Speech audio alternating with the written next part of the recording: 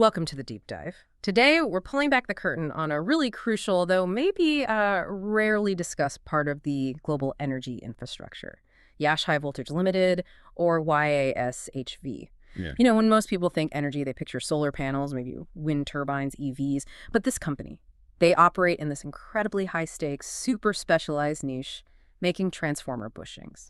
We're talking highly engineered bits that, well, frankly, keep the lights on. So what exactly is a transformer bushing? And maybe more importantly, why has this company seen such a, well, remarkable surge lately? Yeah, that's the perfect place to jump in. A bushing is kind of the unsung hero of the power grid. Think of it as an insulated pathway. Okay. Its job is to safely conduct massive amounts of electricity, high voltage, high currents, both into and out of a power transformer. So like the main artery, if the transformer's the heart? Exactly. If the transformer's the heart, the bushing is the secure aorta, let's say. They're essential right across the board, from the huge generation step-up transformers all the way down to local distribution points. And, our sources are really clear on this. YASHV's whole story is built on mastering this very specific technical niche. And it seems that mastery is now driving some serious financial growth and market expansion. Right. So that sets our mission for this deep dive. We've got investor notes, the latest financials, stock analysis from the last 6 months or so. We need to really zero in on the key strategic moves, the engineering wins, and the critical numbers that explain how YASHV is accelerating so fast, especially since they only listed on the BSE SME segment back in December 2024. Okay, let's start with their foundation, their engineering backbone, really. They were established back in 2002, so they're not exactly a startup. No, definitely not.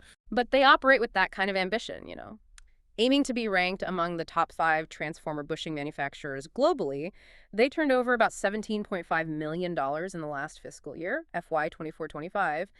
But the real story seems to be in the products themselves. Their specialization is absolutely key here. Historically, the industry leaned heavily on what's called oil-impregnated paper, or OIP technology. YASH makes those, sure. But crucially, they also manufacture the next generation, these dry-type models. Resin-impregnated paper, that's RIP, and resin-impregnated synthetic, or RIS, condenser bushings. And why is that shift to dry type so important? Well, it's fundamental for the utilities, the customers. Yeah. OIP uses oil, right? Which means more maintenance and, frankly, a higher fire risk.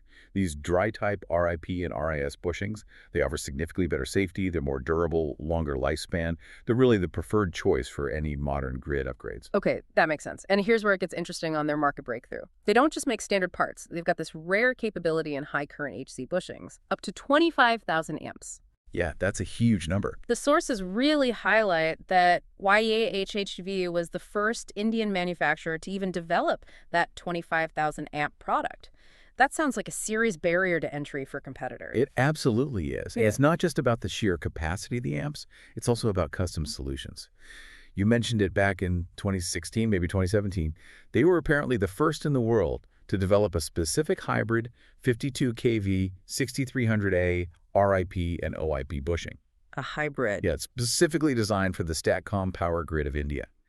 So they tailor solutions to these incredibly demanding utility standards. They don't just sell off the shelf. Okay, and that tailoring ability, that leads into their retrofit market strategy, right? Exactly. That tailor-made capability is what really drives their strategic advantage in retrofits. Think about it. Yeah. A massive power transformer might last, say, 30 years, maybe more. Right. But the bushings inside, they often need replacing sooner. Wear and tear, obsolescence, Yeah. technology moves on. But replacing components in these, decades-old critical grid assets, that must be incredibly complex. Utilities are famously risk-averse. How does YASHV actually convince them? That's the challenge. They do it by offering these comprehensive, high-standard retrofit solutions for equipment up to 245 kVA. It's like finding that one expert mechanic, who can fabricate a perfect custom part to keep a classic car running smoothly. Got it. They can literally swap out those old, obsolete OIP bushings with their advanced RIP or RIS dry-type models. And crucially, they offer interchangeable solutions for equipment made by pretty much any major global manufacturer. Yeah. It solves a massive headache for grid operators dealing with legacy infrastructure. And to sell that kind of complex solution globally, you need rock-solid credibility. I see they're ISO compliant naturally. Sure, that's table stakes. But it looks like their commitment to testing is what really opens doors. They've got NEBL and ILA accreditation for their in-house testing labs, and their R&D unit is recognized by India's DSIR. Those sound like the kind of international trust badges you need. Absolutely. Those are the things that help them bypass global procurement hurdles, especially with cautious utilities. It proves their quality independently. Okay, so let's shift focus a bit. How are they leveraging this technical strength to build momentum strategically, globally? Starting back home in India, they seem to command a pretty strong position already, over 30% market share in the high voltage segment, up to 245 kilolevy. Yeah, establishing that domestic foothold was definitely not easy. It required huge capital investment, deep technical know-how, and compliance with all the major standards, IEC, IE, ANSI, you name it. Right. But what our sources really detail is how effectively they managed to leverage a domestic policy shift. Oh, interesting. How so? Well, the documents specifically mention the successful import substitution of their RIP bushings. This is a priority under national strategic efforts, like the Make in India initiative. Okay. And that directly led the sources state this to a staggering 100% increase in their turnover around that time. So you see a really clear link between aligning with national policy and their commercial breakout. Wow, okay. Doubling turnover off the back of that. And now they seem to be translating that domestic dominance into a pretty aggressive international push.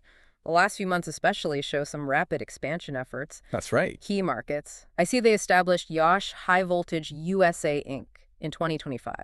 That's a direct presence, a sales and marketing hub. Correct. Specifically to be closer to American customers, understand their needs, build relationships. And for Europe, they're taking a slightly different approach, not going it alone entirely. Yeah, for Europe and the UK, they've signed agency and distribution agreements, notably with Wideman, which covers parts of Europe and North Africa, and also Electrolink UK for local presence there and in Ireland. So leveraging existing networks. Exactly. These partnerships give them immediate local expertise, established distribution channels. It's a way to fast-track their entry into these quite conservative utility markets over there. Less risk, faster access. Smart. We also need to factor in their strategic acquisition play, right? They didn't just expand organically. No, that's a key piece. YAHHHV, actually alongside another company, Quality Power Electrical Equipments Ltd., jointly acquired Sucred Electric Company, PVT Ltd. Okay. YHHHV took a 50% stake. Right. This looks like a really crucial vertical integration move. It consolidates their own expertise in condenser bushings with Sucred's base and other related transformer components. It strengthens their supply chain and broadens their product offering almost instantly. Right. Buying that supply chain security and competence makes a lot of sense. Okay. So if the strategy seems sound, let's see if the recent financials back it up. We're looking at H1 FY26, that's April through September 2025. Revenue from operations hit approximately 102 crore rupees for the half year.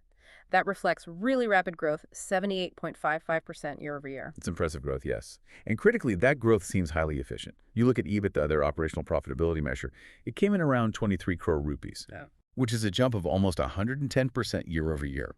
So what that tells you is their EBITDA margin improved significantly. It settled around 22.8%, maybe a bit higher. They're not just selling more. They're managing costs better and increasing returns dramatically as they scale. And that flows right down to the bottom line, I assume, profit after tax, PT. Straight through. PAT is approximately 14 crore rupees, showing growth of nearly 120%. I mean, these figures really seem to validate the strategic moves they've been making over the last couple of years. Hard to argue with those numbers. And looking forward, the outlook seems pretty robust, too. They're holding a firm order book reported at over 300 crore rupees. That gives them excellent revenue visibility for, the near term. Okay. And management isn't shy about their targets. They're explicitly aiming for a minimum 35% compound annual growth rate, CAGR. 35% AGR, that's ambitious. It is. And they project they can hit a revenue run rate of somewhere between 600 to 700 crore rupees within about 2.5 to 3 years. Supporting that ambition, you see a very strong balance sheet. Their debt-to-equity ratio is low, just 0.17. Very healthy. Yeah, indicates sensible financial management. They also rewarded shareholders, recently declared a 20% final dividend for the previous fiscal year, FY25. Okay, so strong performance, healthy finances, ambitious targets. Let's shift now to the investor perspective. How has the market reacted to all this operational strength? Unsurprisingly, pretty well. The stock surged about 175% over the last 6 months. That's clear market validation right there. Absolutely. A huge run-up. But after a climb like that, 175%, isn't there a risk the stock's getting a bit ahead of itself? Is it overvalued now? Well, that's always the question after a big move. And that's where, technical analysis can give us some clues. The price action does confirm the long-term trend is still structurally bullish. It followed a classic accumulation breakout pattern earlier in the year.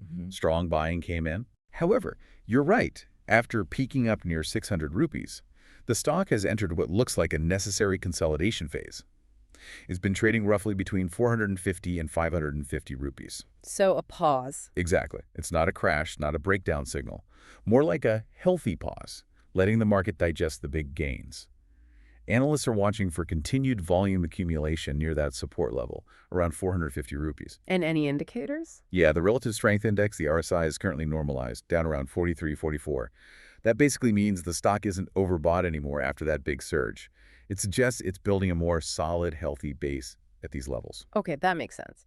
So bringing this all together, this deep dive really shows a company that seems to have truly mastered a very technical niche, these dry type bushings, especially the high current ones up to 25,000 amps, and they built a key advantage around retrofit solutions for aging grids. Mhm. They backed that technical dominance with world-class quality certifications, which was crucial. They translated their strong market share in India into these really outstanding high-efficiency half-year financials we just discussed. Right. And now they're clearly executing aggressively on a global push, targeting the huge utility markets in the USA and Europe using both direct presence and those strategic partnerships. And if we connect this back to the sheer scale of the opportunity, the potential seems enormous. The sources state the current addressable market in India, just for their specific product range now, is about 750 crore rupees. Which is substantial. But the global addressable market, that number just explodes, Yeah. around 10,000 crore rupees, according to the documents. Yeah, it's a completely different scale. And that potential is actually set to expand even further for them. They're actively planning to commission a new greenfield project Oh, really? What for? to expand their product range up into the 550 kV V segment. That's ultra-high voltage. Doing that immediately expands their total addressable global market even more and lengthens their future growth runway considerably. Wow, okay. 550 carry V. So here's the provocative thought we want to leave you with. YSHHV clearly has the product, they have the technology, they seem to have the financial strength, and they have this stated ambition for 35% CAGR. Given that massive INR 10,000 crore global addressable market potential and growing, how quickly can this Indian manufacturer realistically convert the sheer scale and pace of global power grid upgrades needed? How quickly can they turn that potential into actual sustained revenue growth at that target rate? That question really seems to define their story for the next 2 or 3 years.